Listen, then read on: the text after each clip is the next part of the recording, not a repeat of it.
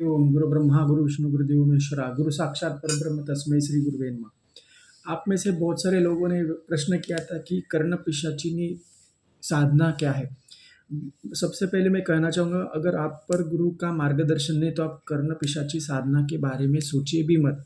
लेकिन क्योंकि ये बहुत अलग चीज़ है और ये समझने के लिए आपको समझना होगा कि कर्ण पिशाचिनी कोई बाहरी सत्ता नहीं है। ये एक आपके अंतःश्रवण चेतना है।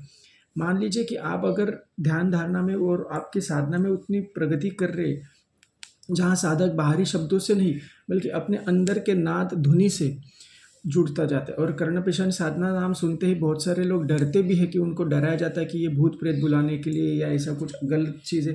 तो ऐसा नहीं, तो ये श्रवण साधना है। श्रवण शक्ति मतलब आपका इनर हीलिंग जो है, इंटरनल आपकी जो आवाज़ है, आपके मन में जो आवाज़ अंतर्ज्ञान प्राप्त हो रहा है, वो आपको इसमें मानना है, समझना है और उसको एक तीव्र करना है। उसकी शक्ति बढ़ाने के लिए ये साधना की जाती है, जिसे कर्ण पिशाचिनी साधना बोला जाता है। और इसमें विशेष प्रकार से आप देख सकते हैं कि इसका एक सिद्धांत में एक अर्थ समझने जाएंगे तो क्या कि आत्मा का आह्वान करना, जोखिम भरी विविध की चर्चा यहाँ मतलब वो बोलना सही नहीं होगा। कर्ण पिशाचिनी कौन होता है? तो कर्ण यानी कि आपके कान है, पिशाचिनी यानी कि सूक्ष्म देवता है, जो सूक्ष्म ऊर्जा है, जो आपके पिशाचिनी के रूप में, मतलब कि वो एक ऐसी ऐसी अवस्था है तंत्र के अनुसार कि जहाँ की एक सूक्ष्म शक्ति आती है, जो श्राद्ध जो होता है, साधक जो होते हैं उसके कर्ण में, कानों में आके वो कर्ण चक्र, श्रवण चक्र को एक्टिवेट कर देती है। और इस एक्टिवेशन के काल में आपको वो ज्ञान प्रवाहित होते जाता है, जो आपको बाहरी विश्व में, अंतर ज्ञान में भी आपको कहीं पे आना होगा। अभी इसमें विशेषता क्या होता है, ये आपकी जो संवेदना है, ये आपकी चेतना है, आपका जो एक स्तर है, वो जैसे जैसे बढ़ता जाएगा वैसे वैसे आपको विशेष इसमें ज्ञान कर्ण पिशाचिनी साधना का आते जाएगा।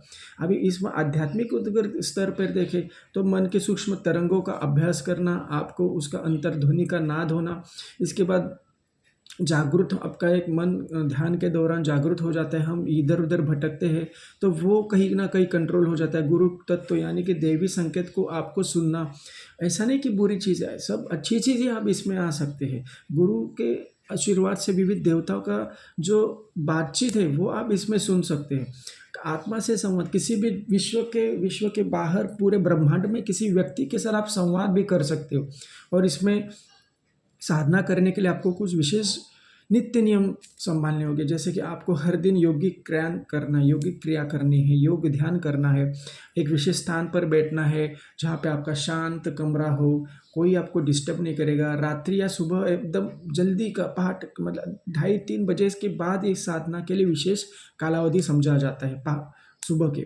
इसके बाद फिर आपको श्वास को धीरे धीरे धीरे धीरे शांत स्वरूप में लेके जाना है और आपके कानों में जो अनाहत है वो उसको आपको सुनना है। और आपको एक भाव रखना है कि भाई मेरे में जो सूक्ष्म रूप के जो ध्वनि है, मेरे शरीर में जो ध्वनि है, उनको मैं बात कर रहा हूँ, वो मेरे साथ बात कर रहे हैं, मुझे उनकी बातें सुनाई दे रही है, मैं सब चीज़ सुन रहा हूँ। कभी कभी कान में इसका अनुभव ऐसे होते जाएगा कि कान में घंटियाँ बजेगी, कहीं ना कहीं से सूक्ष्म नाद आएगा, ओम का कंपन आ जाएगा। और ऐसे कंपन आ जाएंगे जो आपके श्रवण स्वरूप को एक्टिवेट कर रहे हैं, मतलब उसमें आपको कुछ ना कुछ ये आ रहा है। अभी ये सब करते करते आपको एक विशेष मंत्र जो शुद्ध स्वरूप में आपको आवाहन करना है और उस मंत्र का जाप करना है, कम से कम 11 माला करना है। वो है ओम ह्रीम कर्ण पिशाचिने नमः। मंत्र को मौन स्वरूप में करना है। मैं अभी जो बोल रहा हूँ वो बोल रहा हूँ, आपको सुनाई दे रहा है, ऐसे नहीं। आपको मंत्र स्वरूप में आपके ओठ बिना हिलाए, आपकी आवाज़ या ध्वनि बिना निकाले आपको ये मंत्र बोलना है। ओम कर्ण पिशाचिने नमः, ओम कर्ण पिशाचिने नमः, ओम कर्ण पिशाचिने नमः। ये मंत्र आप 11 माला करते हो तो इस पर आपको ध्यान देना अंतर मन में कि भाई ये मंत्र के स्वरूप में मुझे जो भी है कर्ण ध्वनि आ रहा है, विशेष ध्वनि आ रहा है, विशेष बातें सुनने आ रही है। अच्छा, ये करने समय आपको कुछ विशेष सुविधा क्या बोल सकते हैं कि विशेष आपको सुरक्षितता भी करनी, सावधानी भी रखनी है अपने।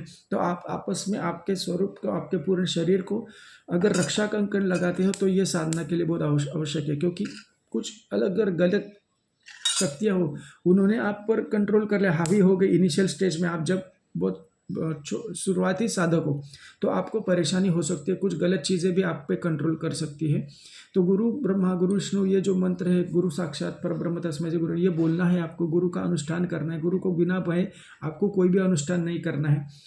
किसी भी प्रेत या दुष्ट ये संवाद की मतलब ऐसी प्रेत संपर्क का कुछ इच्छा मत रखो, गलत शक्ति के पास मत जाओ। शुभ शक्ति, पवित्र शक्ति, दैवी शक्ति जो है, सुबह जैसे 3 साढ़े 3 बजे के बाद सुबह से जो विविध देवी देवतागण, अप्सरा और विविध आपके यक्ष किंकर जो पृथ्वी तल पर आते हैं उनसे संपर्क करो। अगर इस ध्यान के दौरान अगर आपको कोई भी भ्रम हो जाता है या तो आपकी ध्यान नहीं लग रही तो ध्यान को ये मत करो, खींचो मत, रुको वहाँ पे, फिर से प्रवेश करो, फिर से ये करो। इसके साथ साथ अगर कर्ण पिशाचिनी का जो आपका ये व्रत है, ये अनुष्ठान है, जो अगर आप करते हो, सच्चे मन से करते हो, गुरु कृपा से करते हो, तो आपको जैसे अंतर्ज्ञान आपका तेज हो जाएगा, मन की स्पष्ट तरंगों का स्पष्टता आ जाएगी, वाणी में सत्य और गंभीरता आ जाएगी, भीतर का नाद योग, अनाहत योग जिसे कहा जाता है, उसका प्रकट होगा और आपको मन ही मन में, अंतर मन में बहुत सारी चिंतन चलती रहेगी। और विशेष रूप से जो भी देवी देवता है, जो भी ऐसे देवदूत है जिनकी बातें चल रही है, पृथ्वी तल पर चल रही है आस पास में, उनको आप अट्रैक्ट कर सकते हो, उनके साथ आप बात कर सकते हो और वो आपको जो ज्ञान देंगे वही होगा कर्ण पिशाचिनी ज्ञान। वो ज्ञान अगर आपको चाहिए तो आपको इस साधना को गुरु आदेश के अनुसार ही करना है। जय गुरुदेव, जय गुरुदेव, जय गुरुदेव। इसके साथ साथ आपको अगर और भी कुछ नई चीज़ें जाननी है तो कृपया हमसे संपर्क करें, हमें मैसेज करें ताकि हम समझ सकें कि आप और क्या क्या चीज़ समझना चाहते हैं, जानना चाहते हैं। धन्यवाद।